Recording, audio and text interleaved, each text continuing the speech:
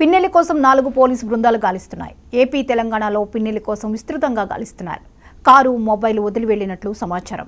ఇప్పటికే పిన్నెల్లిపై లుకౌట్ నోటీసులు జారీ చేశారు. పిన్నెల్లిపై 10 సెక్షన్ల కింద కేసులు నమోదు చేశారు.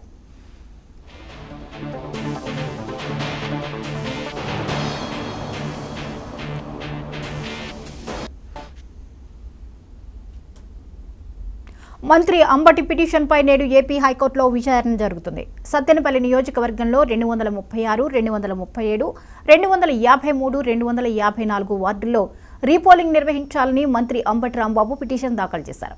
ఈ పిటిషన్లో ఈసీ, సీఈఓ సహా మరో 5 చేర్చారు.